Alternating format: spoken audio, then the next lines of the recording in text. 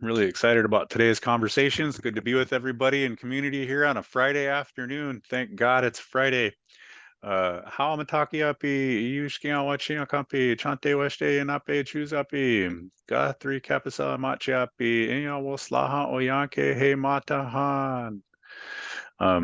Good to be with everybody. My name is Guthrie Capicella. I'm the Community Engagement Coordinator here at Mayo Clinic, focusing on tribal outreach in the Midwest area. Happy to be with you all for a Friday edition of Indigenous Health Topics. We should probably do Indigenous Health Topics on Friday going forward. It feels like a good way to end the week. So for folks online, please feel free to introduce yourself in the chat. If you're working with a tribal program or from a tribe, go ahead and drop which tribal program or tribe you're working with. If you're at Mayo Clinic or elsewhere, go ahead and talk about where you're at in there too. Just happy to be in community with everybody today. A couple of housekeeping items, folks. So we're going to have time at the end of the presentation for folks who have been with us for a while. We've modified how we're doing this.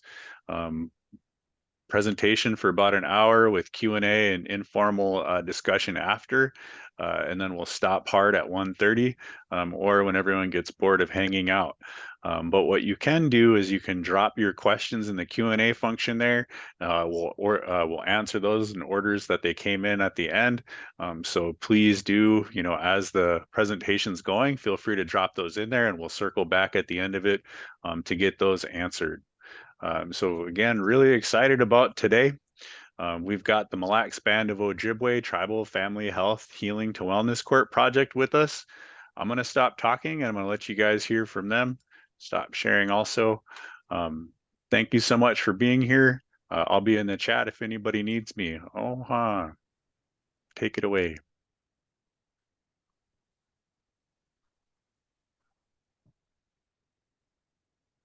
Can you see the screen then? Yep, you're good to go, Gilda. Okay, so good afternoon. I'd like to introduce the Nujamo Wigamig Inawanad Dawag, which means healing journey. I am from the Mille Lacs Band of Ojibwe. This is a Mille Lacs Band of Ojibwe Court of Central Jurisdiction program titled Tribal Healing, Family Healing to Wellness Court. I am going to ask our peacemaker, Lori Vilas, to do the invocation. Thank you. Bonjour, Nibawi Queen Nishnakaz. Joanna Mishenungum Gagijika, Creator, bless me this day. Jimino Nana God Dwayne Daman, to have good thoughts. Jimino Wabmag Niji Anashinabe, to see good things in a person. Jimino Nandwag Niji Anashinabe, to hear good things from a person. Jimino Ganunag Niji Anashinabe, to talk good to a person. Shiko Jimeno Wichibugni Janashinabe, so that I can walk with others in a good way. Miigwech Gejamanadu. Thank you, Great Spirit. Meet you. Miigwech, Lori. So there's 4 presenters today talking about this Healing to Wellness Court. I'd like to introduce myself, Buju Anin, Ojawasko Benesikwe Indigenakaz, Biju Magizi and Dudame, Chiminising Onemia and Dunjaba, Ojibwe Kwenda. Bonjour. Gichika Naishi Indigenikas, Gawabag Babagunakag and Donjba. I'm Tammy Swanson. I'm from Wide Earth, and I'm the Healing to Wellness Court judge. Bonjour, Nibawi Queen Indigenakaz, Neme Ben Nandudam, Gawaba Beganikag Nandunjaba. I'm Lori Vilas from Wide Earth Nation. I'm the Tribal Court Peacemaker. Bonjour, Nijgabo Ekwe Indigenakaz, Makwandu Dame, Gawababi Ganakang and Dunjaba. My English name is Leanne, and I am the Family Healing to Wellness Court Case Manager here in Mille Lacs Band of Ojibwe. Miigwech. So with the introduction here, I just want to talk about the learning objectives with the Mille Lacs Band. our Family Healing to Wellness Court. And we're going to first talk about the creation of the Wellness Court and how the program works, and then the 10 key components. And then we'll have time for the questions and answers. So the Healing to Wellness Court is a court docket and a program that addresses substance abuse within the tribal justice system, which is under the umbrella of a drug court model. However, the Mille Lacs Band took it a step further and applied this to the Family Healing to Wellness. And so you can see that this is wellness courts include 4 areas, and it's an adult healing to wellness court that deals with the criminal adult.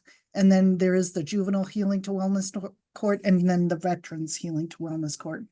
So the purpose of our Family Healing to Wellness Court, also known as the Nujamo Wigamig Inawanadawag Court, it actually means healing journey, and it is bringing together healing services, cultural resources, and substance use treatment and mental health supports by using an enhanced multidisciplinary team approach.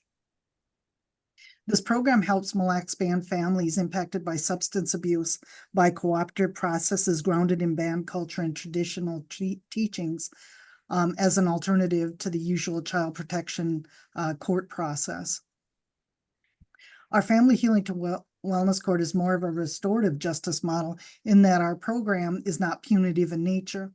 It is more supportive and offers services holding the participant accountable and encouraging a growth, healing, and development mindset so that the participants can harness their identity, their own lives, and their families.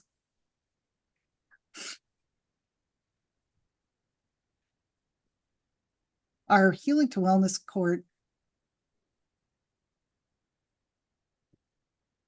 and how it was created was our Mille Lacs Band Justice System had a community needs assessment. This assessment this needs assessment addressed numerous areas such as the child welfare matters, drug epidemic that affected the removal of the children, the band laws needing amendments, infusing more culture into the court, and lastly, improving communications and cooperation between the justice systems. The court management team determined that the Family Healing to Wellness Court model would meet this need for what we determined during the needs assessment. We also, in addition to this, we also realized that we needed growth within our courtroom, and we were able to expand to add additional office or a courtroom and an office space. As you can see, here is our wellness room. It is designed in a circle so that we can use the restorative justice model.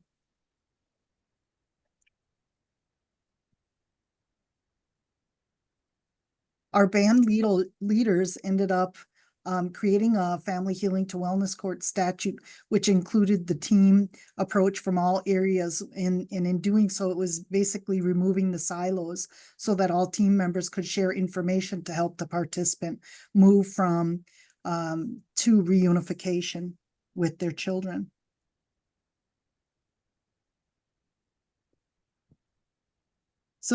So the courts actually applied for a grant, and it was a 5-year grant with the Department of Justice.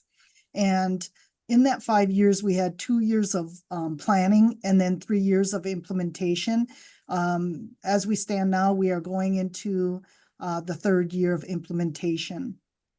The planning team, which consisted of the judge, the court coordinator, peacemaker, case manager, and the court's attorney, designed the program with a 4-phase approach.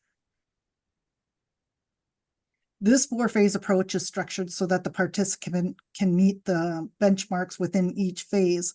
Ours is developed to meet the clinical needs, the cultural needs, and family needs in order to graduate. It is designed with compassion and love, and is not punitive, as I stated earlier, but will hold the participant accountable. And I'm just going to briefly touch on each one. So phase 1 is the tobacco phase, and it is titled as New Beginnings. Phase 2 is Cedar.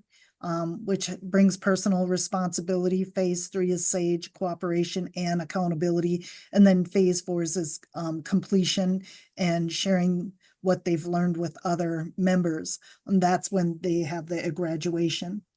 One other thing that is required of the grant is that we have an evaluator and an attorney. So we were able to contract with an evaluator, as well as we have our own Mille Lacs band member services, legal services, but we also had to hire an outside attorney. So for contracting, we did contract with Joseph Liseway and Carolyn Cooper, and we've been working with them for the last 2 years so that they could compile our strengths and our needs. And then we would bring those needs to our elected officials to indicate if there's anything that we may need to expand on or needs, I guess, and address so that we could build a competent program. As for the attorney, we do allow non-band members entrance into the Family Healing to Wellness Court. And so in doing so, we needed to hire legal representation for those non-native or non-band members that have band member children.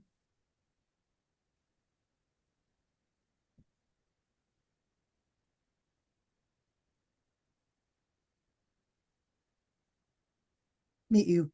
Okay, so the program admissions and eligibility, again, are directed by the statute. And our program can accept any family who has a active child protection case in our tribal district court. The statute did kind of limit us or start us off with those families, and because this is somewhat of a pilot program, and we wanted to work with parents who have children in child protection cases. We're trying to get them early on in the case if we can. And really, we just wanted to offer the program. It's a voluntary program. It's something that's offered. It can be like a diversion in a CHIPS case. If we get the case early on, we can, if the family works with the wellness court and achieves their goals, they can avoid adjudication in their CHIPS matter entirely. If it's post-adjudication, the court does have the ability to accept little cases that are a little bit older, and we can work with those families as well. But the big thing needs to be is that it's a voluntary program, and they need to be willing to work on their recovery and their addiction issues, as well as any mental health issues that they might have. There are some criteria that we have to be mindful of in accepting participants to our program. Because we are a grant-funded program, there are some limitations in terms of criminal background, things that we cannot have. There's shown here on the screen. We are not allowed to accept persons who have a violent offender background or who have been a perpetrator of sexual abuse or felony child abuse.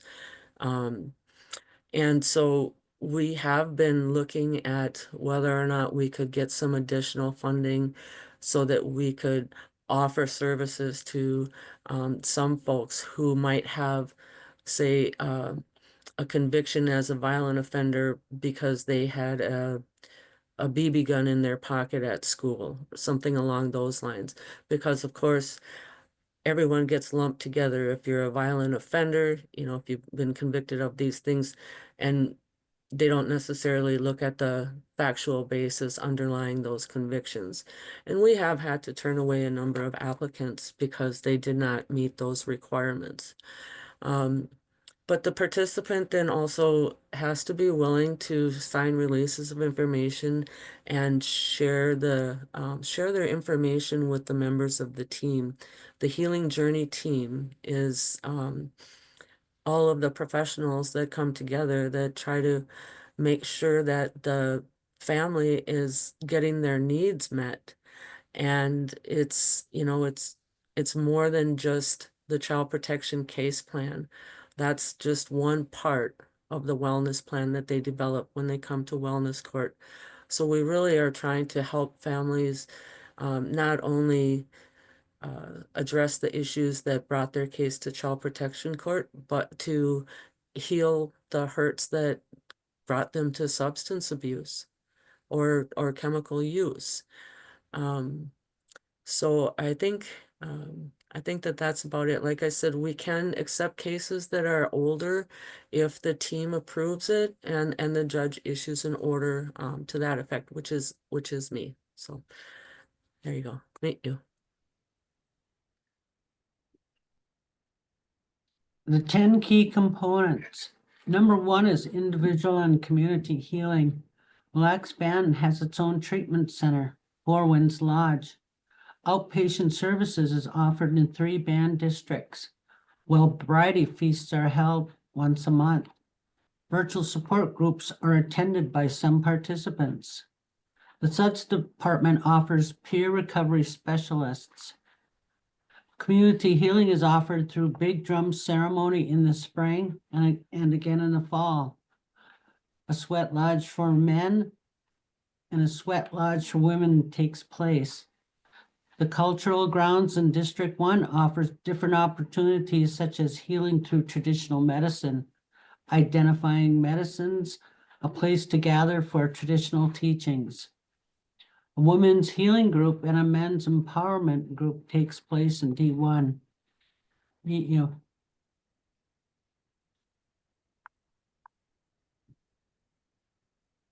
So the referral points and the legal process again are the legal process itself is governed by the statute. And within the Mille Lacs Band statutes, there is the concept of Jowanema. What it is it's the Ojibwe, it's an Ojibwe word, but it really means keeping the people together and helping each other and healing each other. And so we can get cases from any number of referral points. We're hoping to get cases referred by the district court right when they open up. Again, if we can get them in before there's an adjudication in the CHIPS case, we can avoid that adjudication through the wellness court process. There continue to be child welfare review hearings, even if the case is not adjudicated. We continue to have those child welfare review hearings because, of course, if the children are in out-of-home placement, Family Services retains legal custody of the children, and there's, you know, certain things that have to go through court, like trial home visit authorization, reunification, things like that. And of course, for, you know, funding purposes and service provision, we always want to stay on top of that.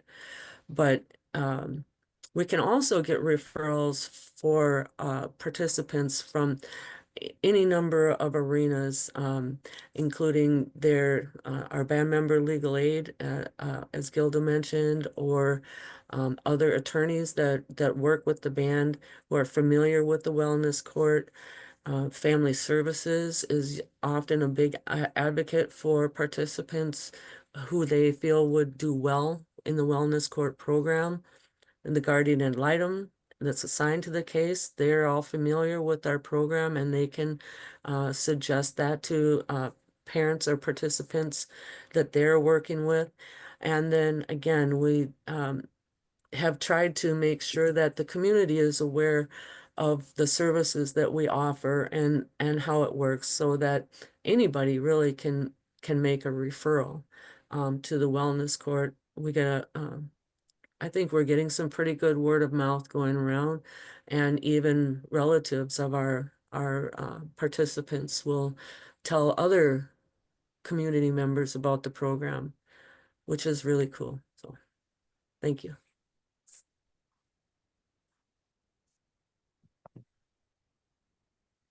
Okay. So, pardon me, thought I was done. Forgive me. I did also want to say about the legal process. There is a whole screening process. There's an application that's submitted by a participant where they kind of tell us a little bit about themselves, about their history, and really what they want to accomplish in working through the program. Of course, reunification with your children is usually the primary goal for all of our participants. And really what we're looking for is for our applicants to be motivated and really wanting to expand their horizons and to achieve overall wellness. And so we want to know when they come in, what do they need? Do they need transportation? Do they need a driver's license? Do they need housing? You know, what issues do they have? What life issues do they have other than just SUDS or, you know, substance abuse and mental health, right? We want to work with families and help them to have good lives. And that includes, you know, harm reduction.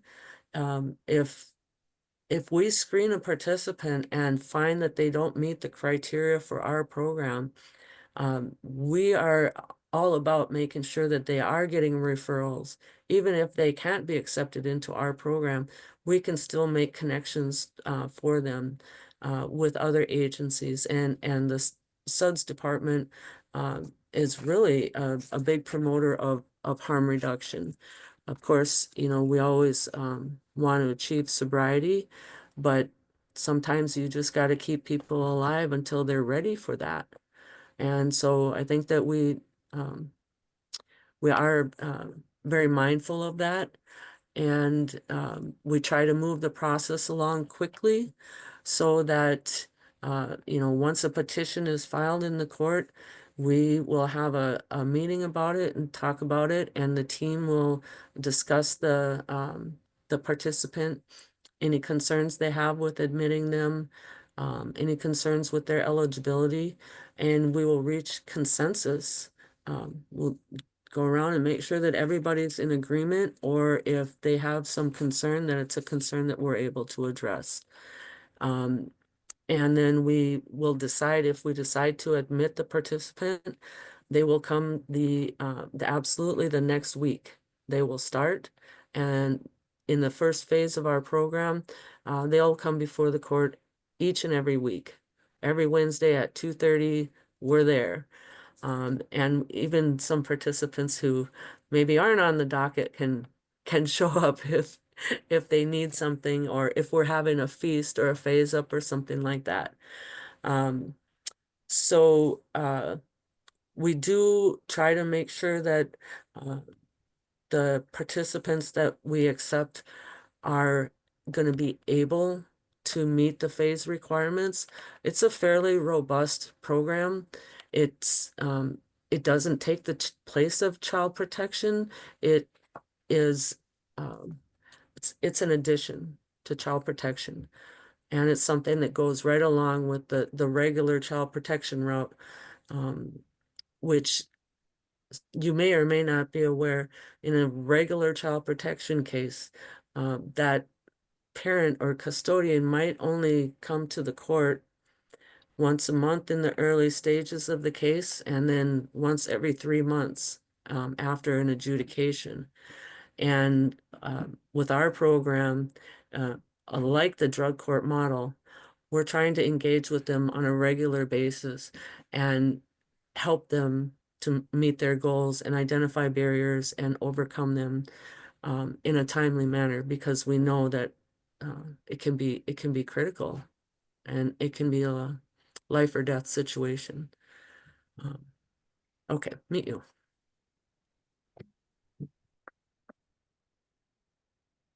Thank you.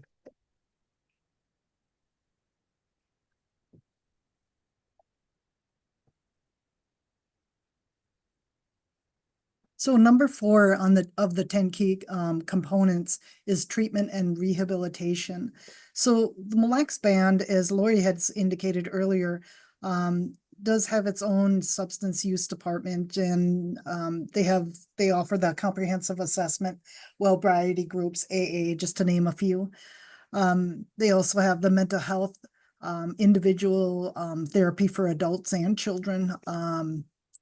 We do provide, the Mille Lacs Band does provide cultural advisors and provide linkage to Ojibwe ceremonies, language teachings, traditional activities such as sugar bush, hunting, fishing, netting, wild rice, sweat lodges, to name a few. And then we also have Anji Bimadizing program, which that word itself means changing lives. That program is to assist our participants with education, training, work experiences, and cultural participation support services, so that they can overcome barriers to sustainability, such as getting their driver's license. And I think somebody else will expand on this a little further. We do have parenting programs, one-on-one parenting assistance, positive Indian parenting model. And this also includes the wellness plan, which consists of SUDS recommendations, family case plan, and the 4-phase approach, which I believe Niju will be talking about a little bit further on. Meet you.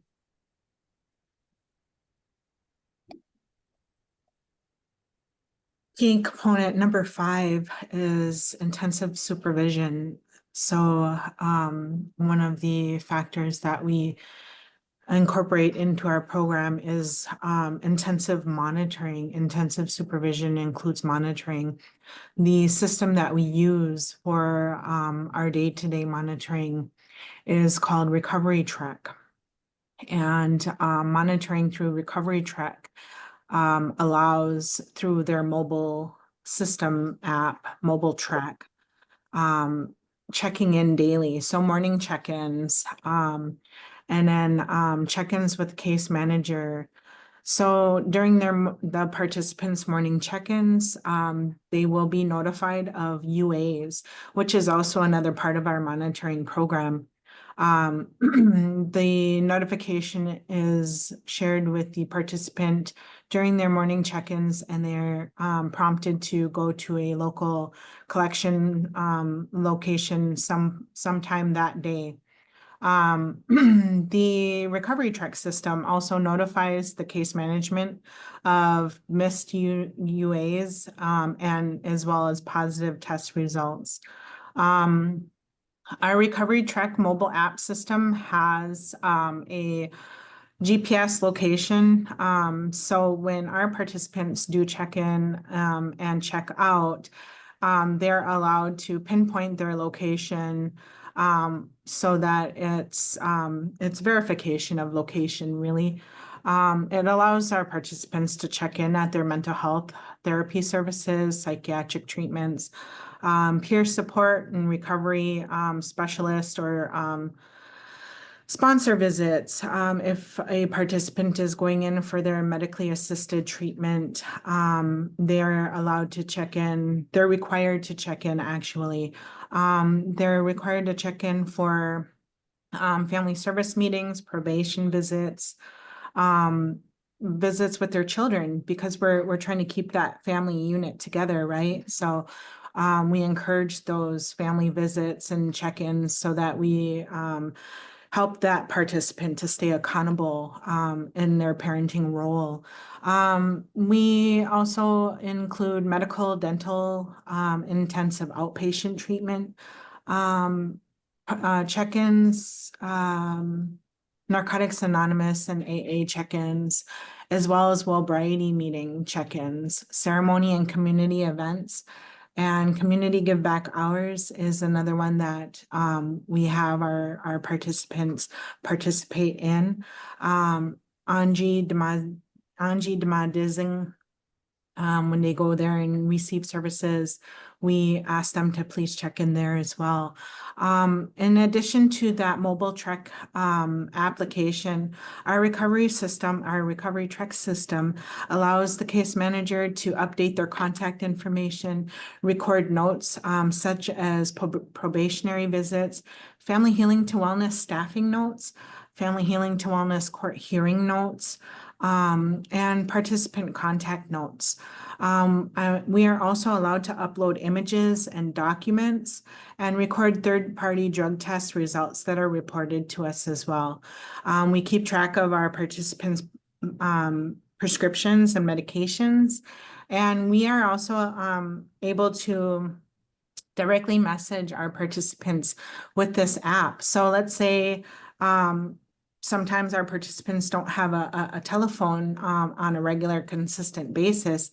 If they can access the mobile trek app through, say, a friend's phone or a computer at a library, they are able to access their mobile app through that, and a message will be sent directly to that participant or is the group or to the group in general. So Recovery Trek collaborates with a program called MedTalks, and MedTalks Laboratories is who facilitates those testings. So the UAs at the local clinics, there are over 160 medical labs in Minnesota that are MedTalks approved and collaborate with our Recovery Trek system. So as you can see, the monitoring aspect is huge. And I think with that, I will pass. Meet you. Okay, so what Niju does is I apologize, my internet is not always the best. So sometimes if I shut off my video, don't take offense. I'm just trying to stay online. But as Niju does her intensive supervision and monitoring, she provides reports each week on our participants, and she sends them out to all of the members of our team. And then we come together each week for status reviews or staffings, where the team meets and talks about the participants' progress or lack thereof, and what we should do either about it or for them or whatever. And so the reports that Niju sends out are very helpful because they have all of the information right there about the program compliance and phase requirements and whether the participant is meeting those requirements or not. And so at the staffings, what we do is we look at the reports, and sometimes the participant is doing really, really well.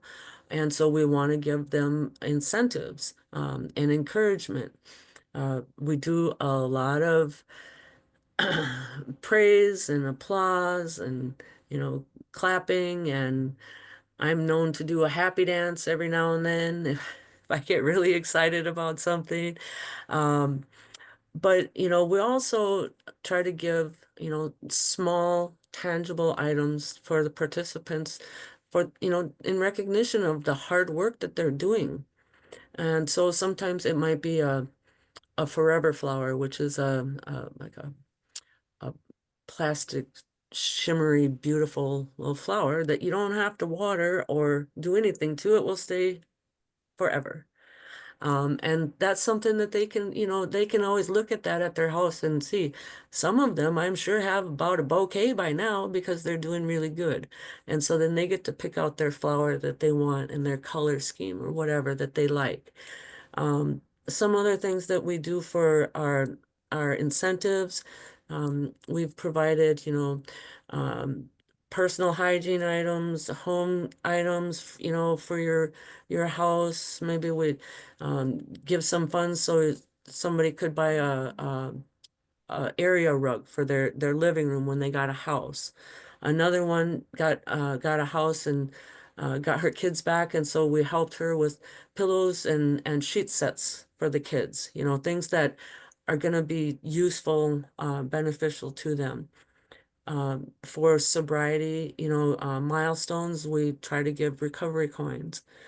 That's something that they really like, right? They can keep it in their pocket and touch it and hold it and feel it and remember it, you know, how good they felt when they got those coins.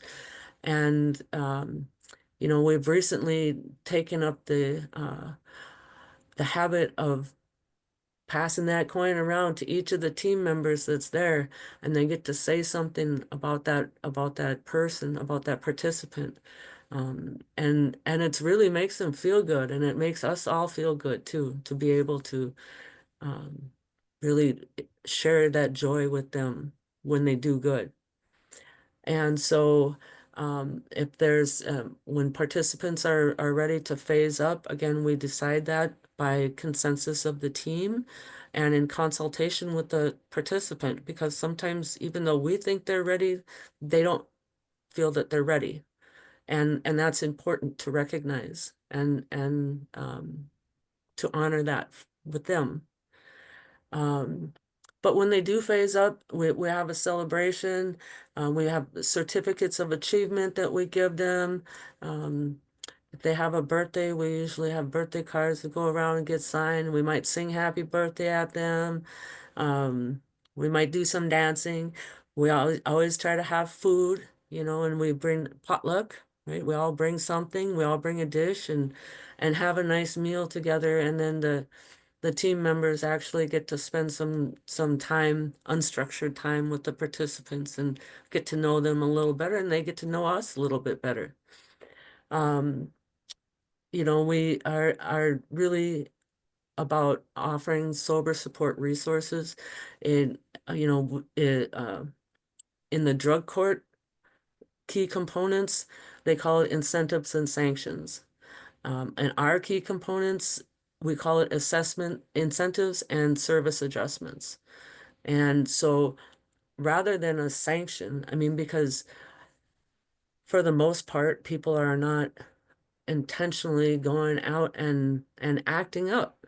They're just not able to meet the marks, right?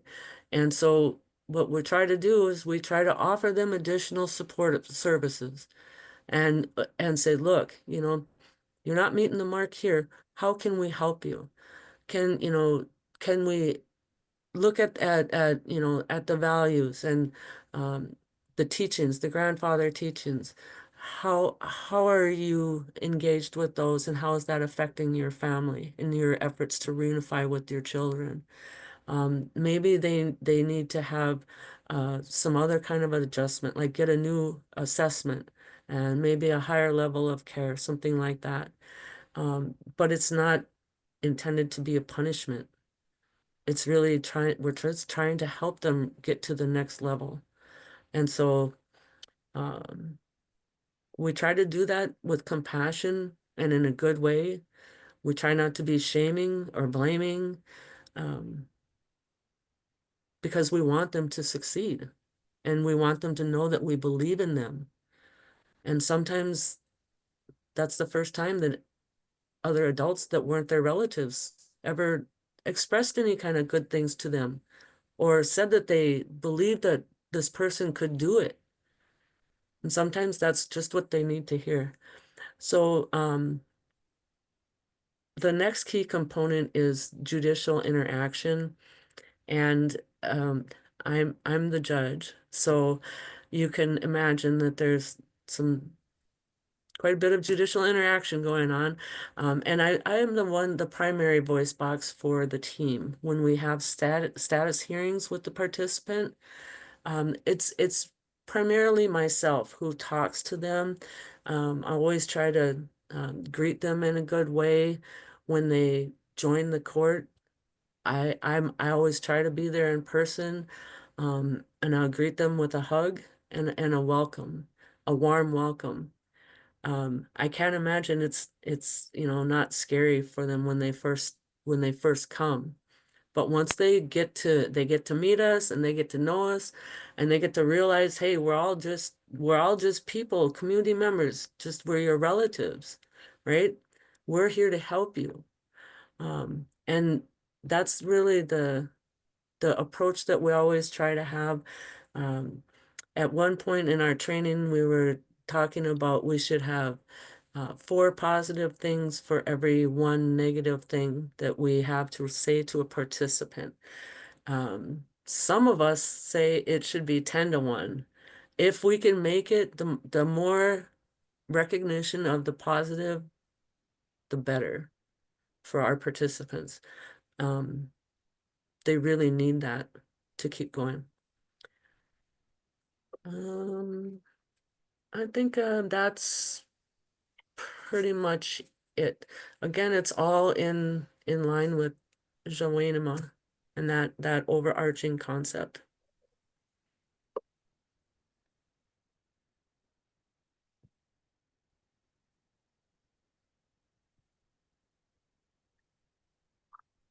Yes, so in addition to our recovery track system, let me backtrack a second. Key component number 8 is monitoring and evaluation. So we already spoke about our monitoring system with recovery track. So in addition to that daily monitoring, we have a quarterly evaluation. Global appraisal of individual needs short screener, also known as GAIN-SS, is a assessment tool that we use in our program. And like I said, it's quarterly. So upon intake, we do a GAIN-SS assessment to see where our participants are beginning. And then we repeat that process quarterly.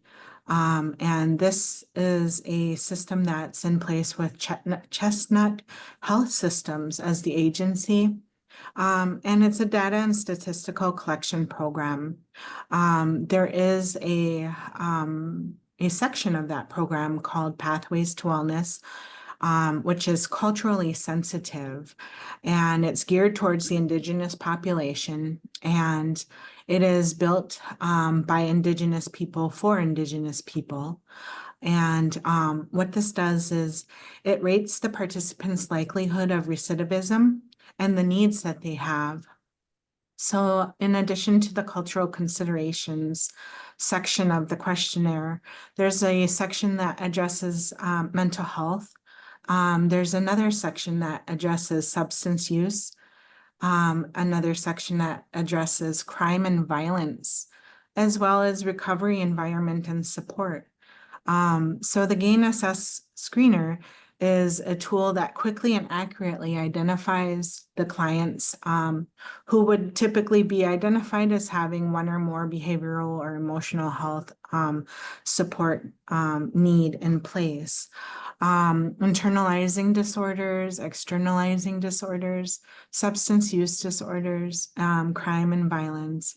And then after the assessment, after the assessments are completed, we are able to print out a visual full report. In that full report, all of those needs are highlighted, and this gives a visible aid to help us know what areas need to be addressed in a more timely manner, or what areas of need are more predominant at that time. This is also a tool that we are able to use to monitor progress with our participants or regress. So it's a really useful tool that we're able to utilize. Gilda? Oh, thank you. As for the monitoring and evaluation of the program itself, as mentioned earlier, is the requirement for an evaluator to evaluate our program. Additionally, the court coordinator provides the reports for monitoring the aspect of the program by preparing the performance management grant reports, which is a requirement of the Department of Justice.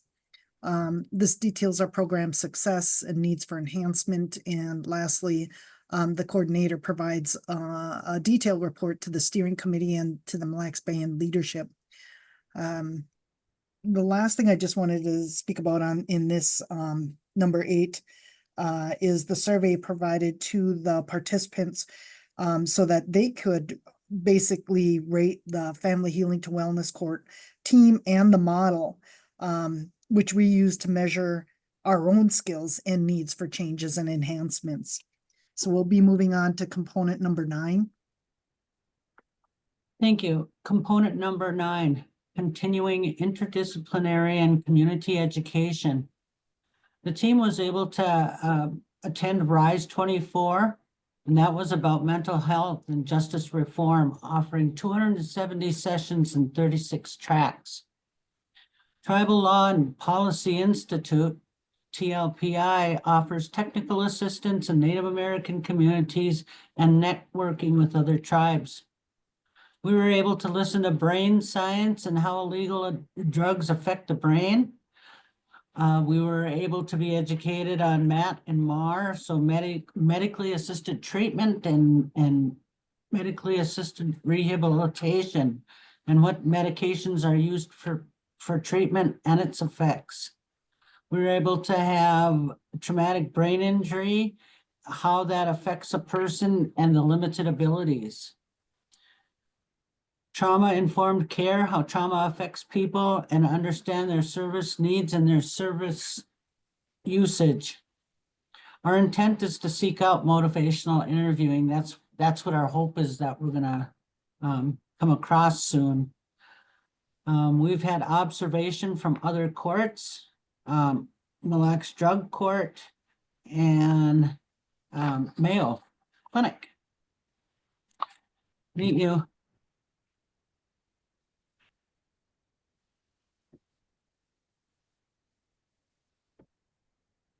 Okay, found my unmute button. Thank you. Key component 10 is the team interaction, and I think we've all talked about it a little bit so far. You know, we do have our weekly staffings. We also have had on occasion emergency notifications when big stuff comes up in between. And our team is able to come together on short notice to address situations if we need to in that regard. But the again, the goal of the team is to make sure that we are able to offer our participants assistance with whatever they need, and preferably through band resources, through tribal resources, because it's just a lot easier to coordinate and communicate with in-house resources. The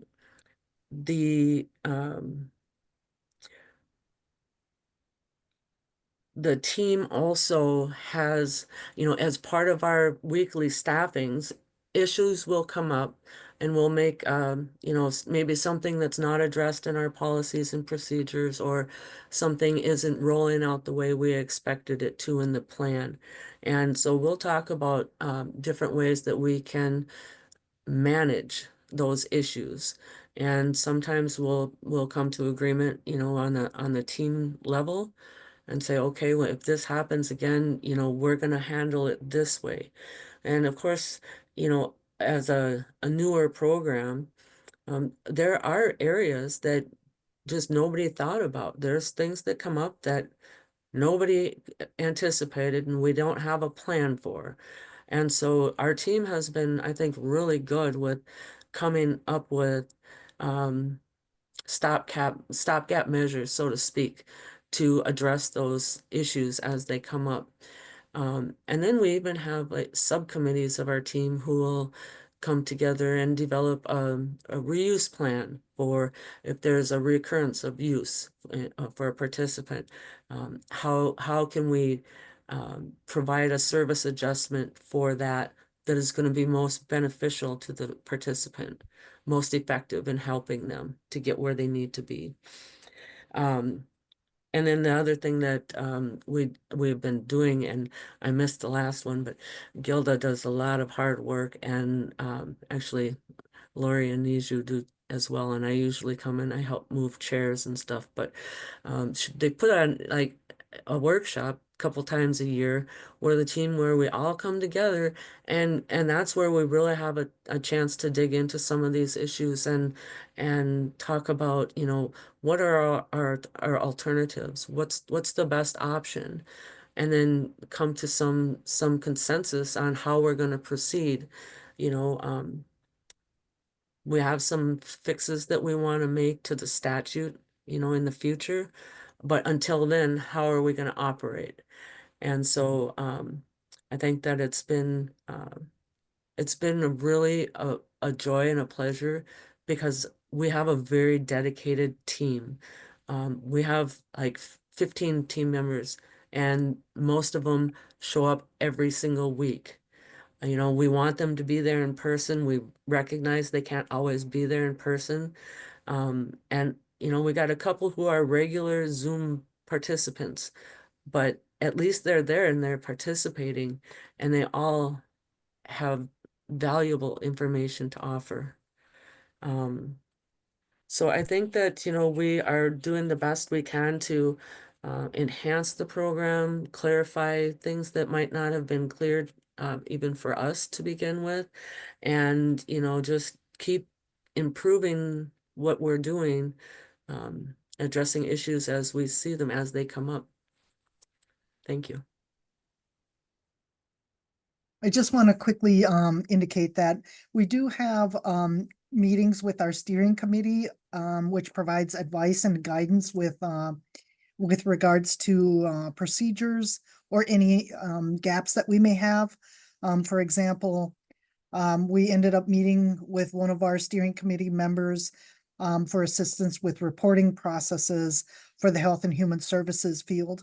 And in doing so, we were able to figure out that their Health and Human Services person can connect with our with our case manager, so that we can gather more information in regards to the participants.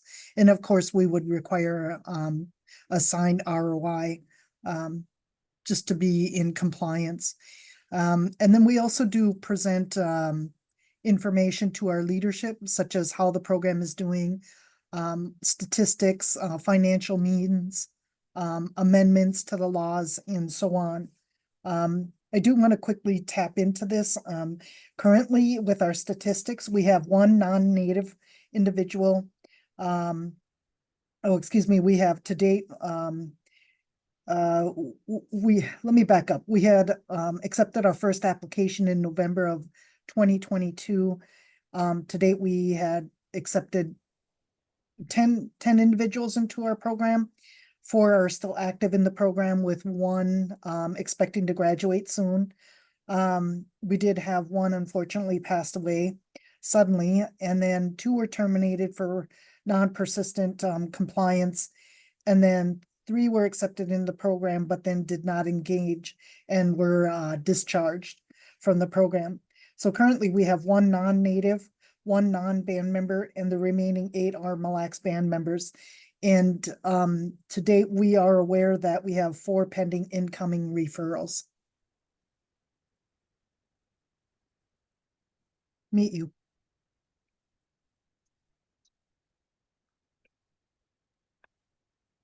There we go. Oh. So case management. I spoke briefly earlier about case manager meetings. So those meetings decrease with phase advancement. And those meetings are really important because it gives us a chance, it gives myself as the case manager a chance to see that participant face to face and see how they are doing physically. How are they taking care of themselves? It gives a chance to just have that physical connection with our participants. But initially, our phase requirements require those participants to be meeting with their case managers 3 times a week initially, for phase 1. Phase 2, it's decreased to twice a week. Phase 3, it's once a week. And phase 4, it's twice a month, or once a month, excuse me. And that's just the minimal. A lot of times our participants prefer to stay in touch with the case managers and continue working directly. Those are just the minimal requirements. We do get a lot of our input from our participants that helps us build this program to be better. So another part of case management is connecting resources to our participants. We do prefer to use in-house resources. So our preference would be, if a participant needed mental health services, we would utilize band mental health services within the Mille Lacs band, HHS. If they needed resources for work or employment, again, we would refer to Anji, which is an in-house service as well. However, sometimes those resources tend to be limited or can be limited. So we will reach out to outside resources as well. And for that purpose, we have a living database of resources that we're always building, we're verifying, we're changing and adding to and taking away that which is irrelevant, because sometimes those services do go away, but we use that resource for them as well. So phase requirements, there's drug testing that stays consistent at twice a week. So even though there are some things that do change, that drug testing is consistently twice a week through their entire program. Education, occupation, employment, those requirements don't come into the program until their 3rd or 4th phase. And the reason we do that is because by then we are in faith that our participants are going to be ready for those next adjustments, be ready for those next big steps in their life as they walk a good way. And then finally, phase focusing. Each of those phases has a different focus. For example, phase 1 is new beginnings. Cedar is personal responsibility. So the things that they're working on, and I'm verifying with them that they're progressing, are things that are focused in that phase. Lastly, I think well, it's important to note that even though the level of supervision may change, that guidance and that support remains the same. We're always here for our participants. Even if the requirements change, our consistency stays the same.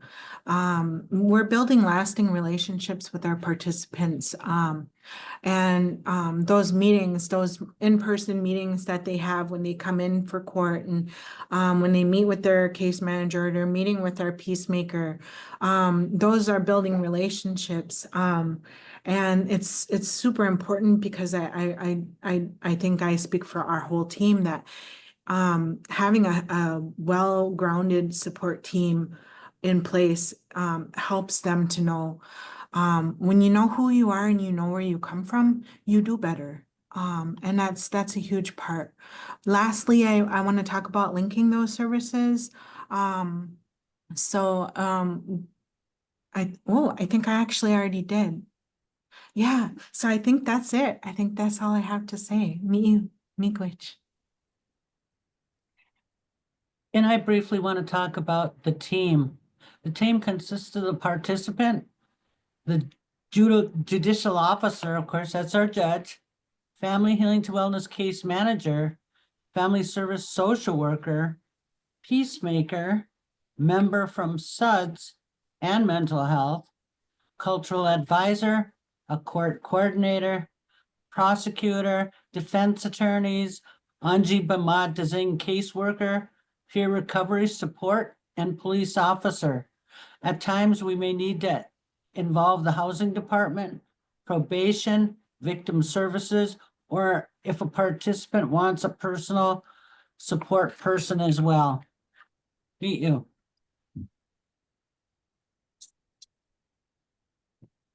So as we had talked about earlier, our participants, they don't have to be Mille Lacs Band member, but they need to have either be the parent or the guardian of Mille Lacs Band member children who are involved in our district court child protection files. We have had participants from other tribes, and we've had non-Indian participants as well.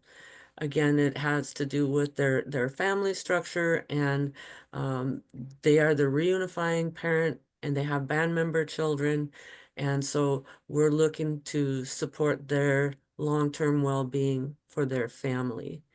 And we will serve single parents. We've had primarily single parents so far. If we had two parents who both qualify and meet the eligibility requirements, we would definitely like to work with both parents as a whole family. And we don't have restrictions about where our parents or guardians live.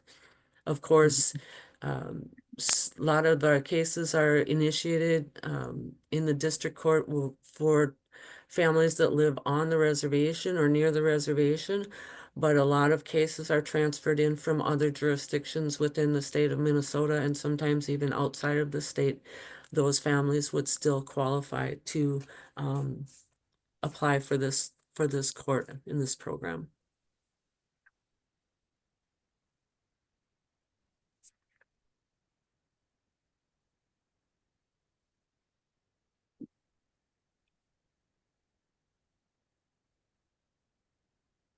So again, like I said, linking those participants, our participants with those services, that gains assessment is, part of that process. When we do the initial assessment, it gives us a good idea, as well as any assessments that they have had through previous, substance use disorder programs.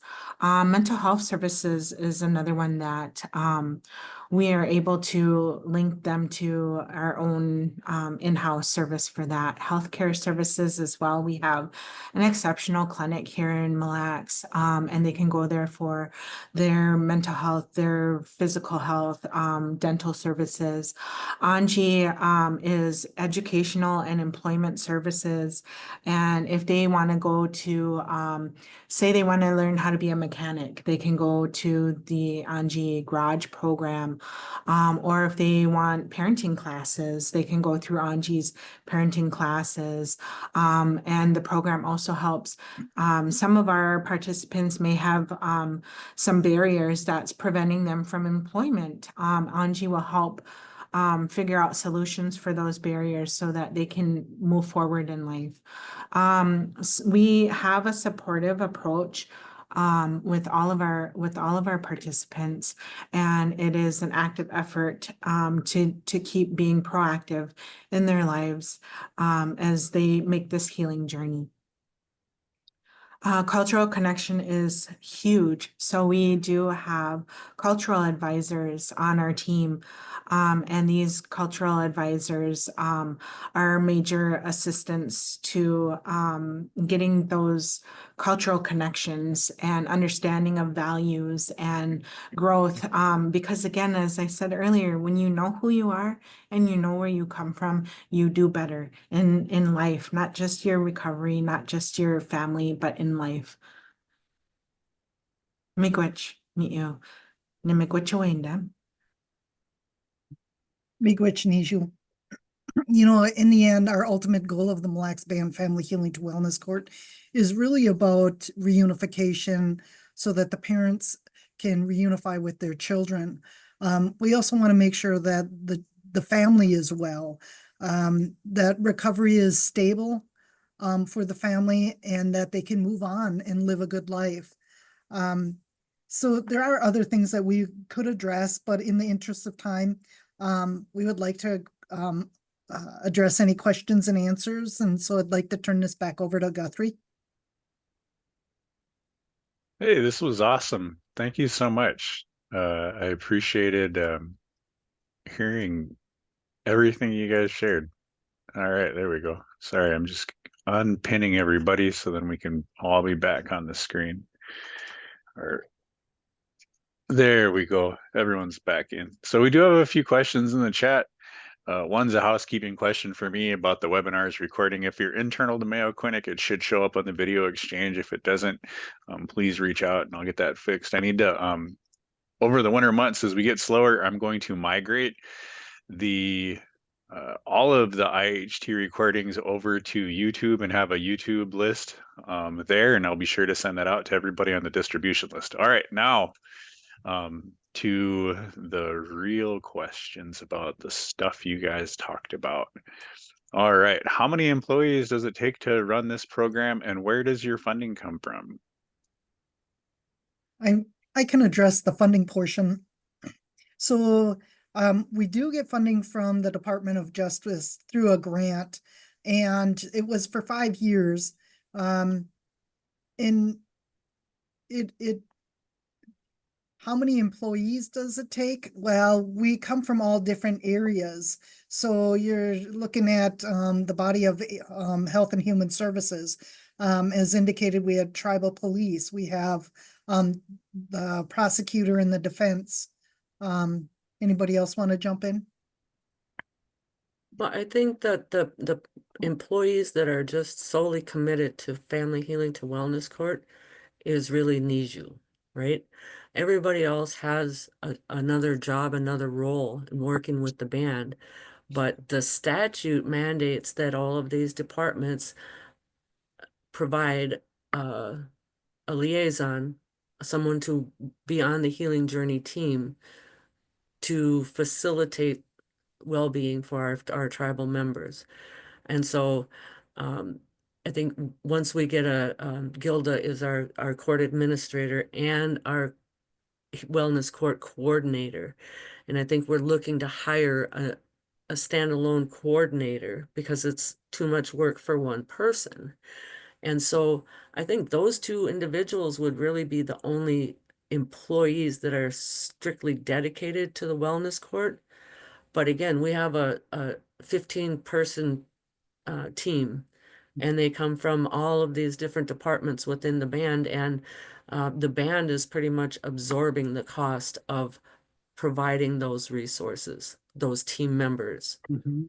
Is that fair? I That's think. good. Hey, Tammy, real quick, you said it's in statute. Is it tribal statute or is it federal code? Oh, it's tribal law. It's tribal law. The band assembly drafted a whole new subsection of our judiciary code, and it is the Family Healing to Wellness Court.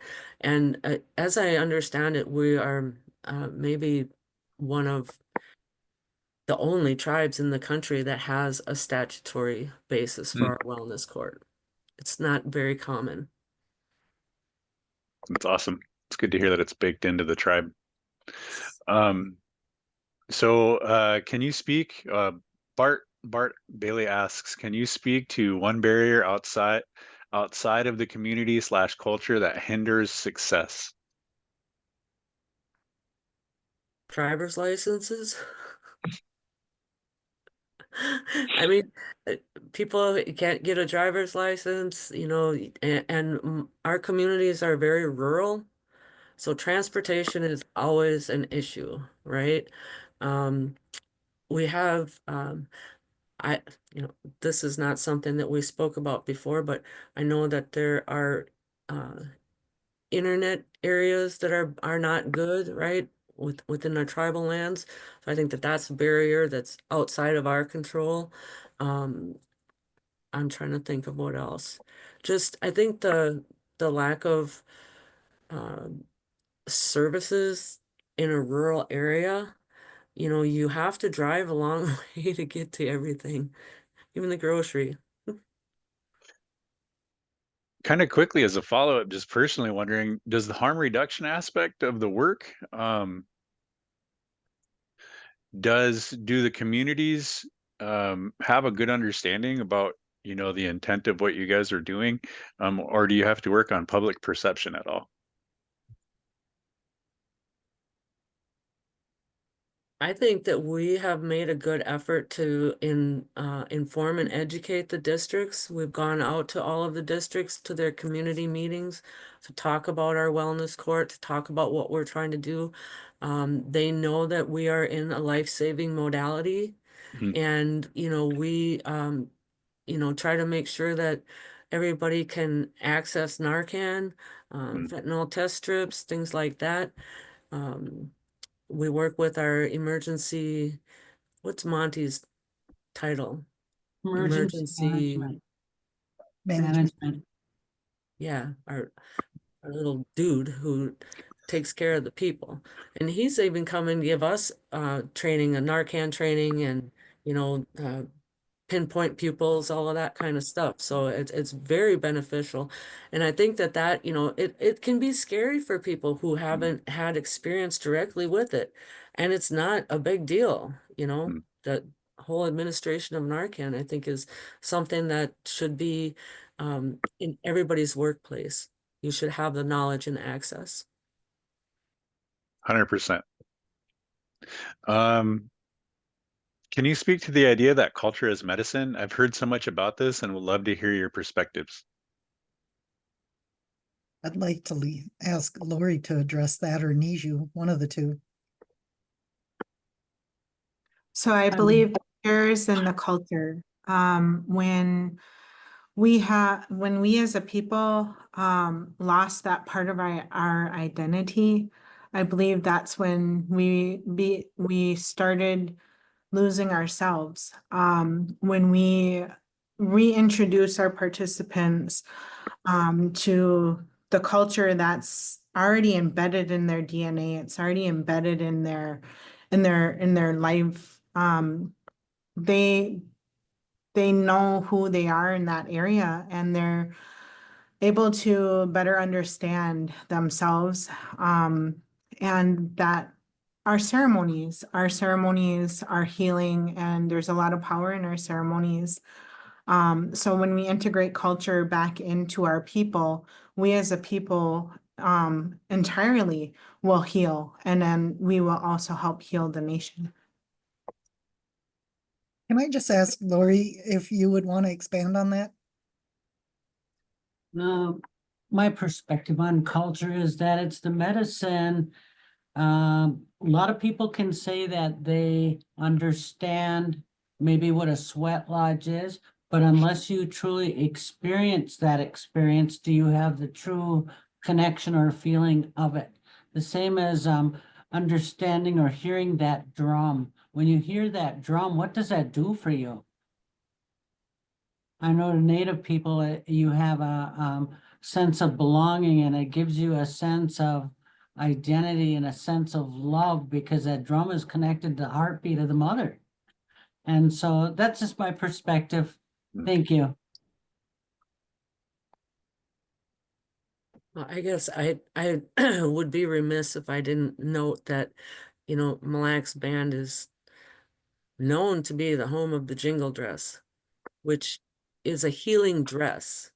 And I don't know, many people know about it, and I can't tell the story the way it should be told, but, that's something that is rooted in tradition and culture. And, what we're doing in our wellness court, is like a modern day version of that dance. I like that.